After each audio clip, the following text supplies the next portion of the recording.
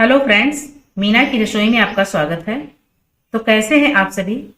उम्मीद है कि आप सभी लोग अच्छे टेस्टी रेसिपीज बनाकर खाने के साथ ही अपनी सेहत का पूरा ध्यान दे रहे होंगे। तो आज आपकी फेवरेट रसोई यानी मीना की रसोई में कुछ अलग तरीके का थोड़ा सा हट के एक पकवान बनने वाला है, मतलब एक अनोखी सी मिठाई। और उस मिठाई को हम बनाने वाले हैं एक ऐसी चीज से जिसे आप वेस्ट पार्ट समझकर फेंक देते हैं। तो ये मिठाई बनने वाली है तरबूज के छिलके से। आप यही सोच रहे होंगे ना कि भला इसके छिलकों से हम मिठाई कैसे बनाएंगे। जी हाँ, आपने सही सुना। आज हम इसी तरबूज के छिलके से शादी और पार्टियों के लिए फेमस मिठाई बना सकते हैं। और सभी का दिल तो आप पक्का जीत लेंगे जब आप उन्हें अपने हाथों से और अपनी मेहनत से बनी इस शानदार मिठाई को टेस्ट कराएंगे। तो चलिए इसे बनाने के लिए अपने किचन में चलते हैं। इस अमेजिंग सी मिठाई को बनाने के लिए हमें चाहिए तरबूज के छिलके। तो सबसे पहले हम लेंगे एक अच्छे क्वालिटी का फ्रेश ताजा और मीठा सा तरबूज। पहले मैं इसको पानी से एक बार धुल लेती हूँ। अब बीच में कट लगाकर इसको दो पार्ट में डिवाइड कर लेते हैं।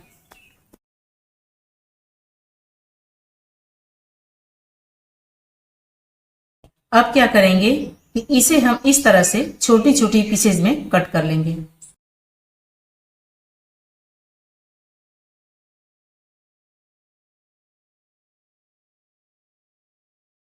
और फिर इन सारी पीसेज को मिक्सी के जार में डालकर इसे अच्छे से पीसकर इसका जूस बना लेंगे। और अब जो ये छिलके बचे हैं ना, बस यही छिलके चाहिए हमें अपनी मिठाई बनाने के लिए। अब जो ये बाहर वाला एकदम डार्क ग्रीन कलर का छिलका दिख रहा है, उसे छीलकर हटा लेते हैं। और बस इसी पार्ट की हमें जरूरत है। अब ऐसे ही हम सारे टुकड़ों में से डार्क ग्रीन कलर वाला जो हिस्सा है उसे छीलकर हटा लेंगे। ये देखिए, हमने सारे टुकड़ों को साफ कर लिया है। और अब इसे एक बार पानी से धुलकर एक दूसरे प्लेट में या थाली में रखते जाएंगे।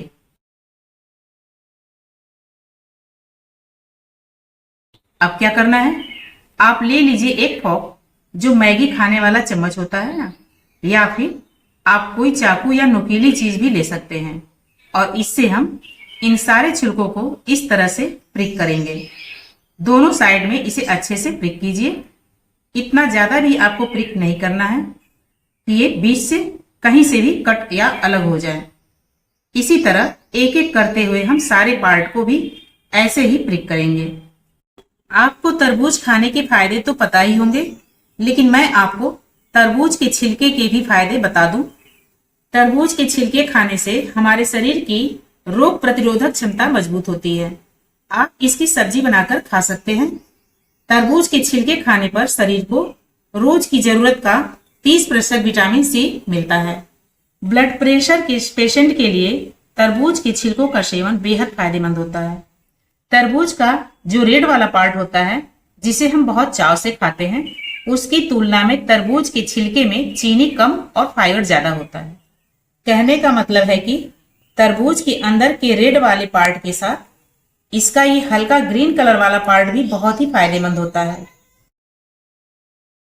अब हम गैस पर चढ़ाएंगे एक इस तरह का भगोना। आप इसकी जगह चाहें तो कढ़ाई भी ले सकते हैं। अब इसमें हम थोड़ा सा पानी ले लेंगे। मैंने यहाँ पर 4 बड़ी गिलास पानी लिया है। मतलब आपको पानी इतना लेना है कि हमारे जो तरबूज के ये छिलके हैं ना, वो अच्छे से पानी में भीग सके। अब तरबूज के सारे छिलकों को एक एक करके हम इसमें डाल देते हैं। पहले हम 5 मिनट इसको गैस की हाई फ्लेम पर पकाएंगे। फिर मीडियम फ्लेम पर आप इसे तब तक पकाइए जब तक कि ये छिलके ट्रांसपेरेंट न दिखने लगे।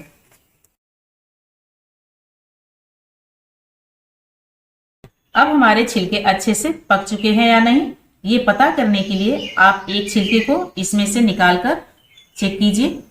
अगर आपके छिलके भी इसी तरह से आसानी से मुड़ जा रहे हैं, शाइनिंग और ट्रांसपेरेंट दिख रहे हैं, तो ये समझ लीजिए कि हमारे सारे छिलके बहुत ही बढ़िया से पक चुके हैं। जैसा हमें अपनी मिठाई बनाने के लिए चाहिए। अब इसे निकालकर हम एक थाली में रखते जाएंगे और फिर अगर आप थोड़ी देर तक थाली को ऐसे ही थोड़ा सा तिरछा करके रख देते हैं तो इसमें जो भी एक्स्ट्रा पानी होगा वो अलग हो जाएगा। अब फिर से हम गैस पर एक कढ़ाई या भगोना चढ़ा देंगे और फिर अपने टेस्ट के हिसाब से इसमें चीनी डाल देंगे। आपने देखा ही है कि मैंने कितने छिलके लिए हैं। मेरा जो तरबूज था वजन में 2.5 किलो का था, तो मैंने इसके सारे छिलकों को ले लिया था।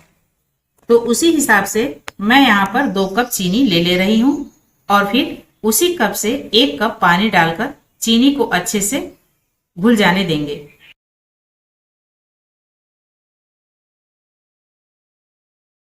तो अब मैं आधे नींबू का रस डाल रही हूँ, जिससे हमारी मिठाई का टेस्ट न और भी ज्यादा बढ़ जाएगा। इसे थोड़ा सा पकाने के बाद हम इसमें थोड़ा सा ग्रीन फूड कलर डाल देंगे। अगर आप कलर नहीं डालना चाहते हैं तो कोई बात नहीं, लेकिन अगर आप इसमें कलर डालते हैं तो कोशिश यही करिएगा कि बस उतना ही कलर डालिएगा जिससे हमारी मिठाई का कलर भी नेचुरल ही दिखे। अब जो हमने तरबूज के छिलके पकाकर रखे थे उसको भी इसी चाशनी में डाल देंगे और फिर इसे ढककर गैस की लो फ्लेम पर लगभग 40 से 45 मिनट तक बढ़िया से पकाएंगे।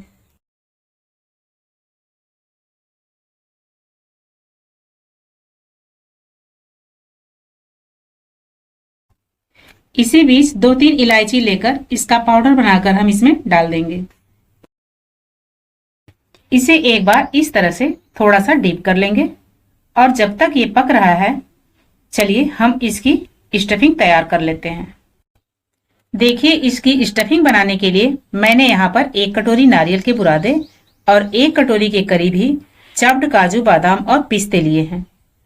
अब यहाँ पर मैंने 1 बड़ी कटोरी मावा लिया है, तो अब इसमें हम नारियल के बुरादे, चॉप्ड काजू बादाम और पिस्ते को डालकर अच्छे से मिक्स कर लेंगे। और इधर दूसरी तरफ हमारे ये छिलके भी चाशनी में अच्छे से पक चुके हैं। मैं आपको बताती हूँ कि आप कैसे जानेंगे कि ये अच्छे से पक चुके हैं या अभी इसे और पकाना है। उसके लिए आप एक छिलके को इस तरह से रोल करके देखिए। अगर ये आराम से रोल हो जाते हैं तो इसका मतलब है कि ये अब एकदम तैयार है मिठाई बनाने के लिए। अब इसे अच्छे से छानकर एक थाली में रख लीजिए और कोशिश यही करिएगा कि छानकर निकालते समय इसमें थोड़ी सी भी चाशनी न रहे। अब बस थोड़ी देर आप इसे ठंडा कर लीजिए ताकि हम आराम से इसकी स्टफिंग कर पाएं। तो अब ये थोड़े ठंडे हो चुके हैं, बस हल्के से गर्म हैं। तो चलिए अब इसकी स्टफिंग कर लेते हैं। अब आप एक थाली या प्लेट को इस तरह से उल्टा करके रख लीजिए। फिर इस पर हम एक टुकड़े को रखेंगे और इसके ऊपर हम अपनी मावा और ड्राई फ्रूट्स वाली स्टफिंग को रखेंगे और इसे थोड़ा सा इस तरह से फैला लेंगे। एक साइड को आप इसे थोड़ा सा खाली छोड़ दीजिए और बस इस तरह से इसको थोड़ा सा टाइटली रोल करते हुए हम अपनी मिठाई को तैयार कर लेंगे। और ये देखिए कितनी कमाल की बनी है ना। अगर आप किसी से कहेंगे कि आपने इसे तरबूज के छिलके से बनाया है तो कोई विश्वास करेगा क्या? बिल्कुल भी नहीं। कोई सोच भी नहीं सकता कि आपने इतने खूबसूरत तरीके से इतनी लाजवाब सी मिठाई बनाई है। अब ऐसे ही हम सारी की सारी मिठाई बनाकर तैयार कर लेते हैं। और एक बात का ध्यान दीजिएगा कि हमने जो स्टफिंग तैयार की थी उसमें हमें चीनी नहीं डालना है। अगर आप ऐसा करेंगे तो मिठाई को रोल करते टाइम आपकी स्टफिंग मेल्ट होकर बाहर निकलने लगेगी। और वैसे भी हमने इन सारे छिलकों को बहुत ही बढ़िया तरीके से चाशनी में पका भी तो लिया है, तो और चीनी डालने की जरूरत नहीं है। ध्यान से आप इसमें स्टफिंग करते जाइए और आहिस्ता आहिस्ता इसे धीरे धीरे रोल करते जाइए।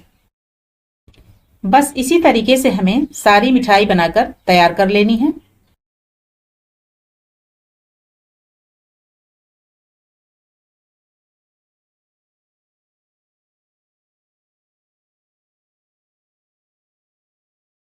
अब बस इसे सिल्वर वर्क से डेकोरेट कर लेना है।